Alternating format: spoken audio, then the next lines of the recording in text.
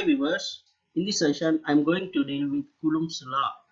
According to Coulomb's law, the force of attraction or repulsion between the charges is directly proportional to the product of the charges and inversely proportional to the square of the distance, and the force is acting in the line joining the two charges. So F is directly proportional to Q1, Q2, and F is inversely proportional to 1 by d square, and it is directly proportional to A R12 cap. So by combining all these three statements, we can write force is directly proportional to Q1 Q2 by d square into A R12 cap. 1 coulomb of charge is equal to 6 into 10 power 18 electrons, and charge of each electron will be 1.609 into 10 power minus 19 coulombs. So if we assume a proportionality constant K, the force F is equal to K into Q1 Q2 by d square into AR12 cap, where K is called as proportionality constant, which is equal to 1 by 4 pi epsilon, where epsilon is epsilon naught into epsilon r. Epsilon naught is called as permittivity of free space. Its value is 8.854 into 10 power minus 12 farad per meter. Fr is called as relative permittivity, which is equal to 1 for air. So let us consider the two charges are placed at two different points A, x1 comma y1 comma z1, and the charge qt is placed at point B, which is indicated by x2 comma y2 comma z2. So in the Cartesian coordinate system x, y, z, we can indicate the points x1 comma y1 comma z1 here. Q1 is placed and Q2 is placed at this point, and the distance between these two is assumed as r12, whereas small r1 bar is the distance from origin to the position of charge q1. R2 bar is the distance from the origin to the position of charge q2. Then R12 bar is nothing but R2 bar minus R1 bar. So the unit vector AR12 cap is equal to the vector R12 bar by its magnitude.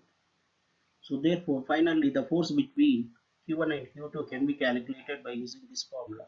412 bar is equal to Q1 Q2 by 4 pi epsilon naught R12 bar whole square into AR12 cap. Then if you simplify for R12 bar in terms of small r2 and r1, you will get Q1 Q2 by 4 pi epsilon naught R2 bar minus R1 bar whole power 3 by 2 into its vector R12 cap. The force acting on Q1 with respect to Q2 is F21 bar, which is equal to Q1 Q2 by 4 pi epsilon naught AR21 cap by R21 whole square, where R21 bar is equal to R2 bar minus R1 bar. AR21 bar is equal to R21 bar by magnitude of R21 bar.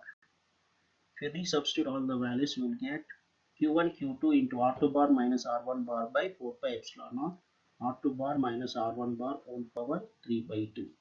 So whenever the force is acting on Q with respect to Q2, it is denoted by F21 bar, and whenever the force acting on Q2 with respect to Q1 is F12 bar.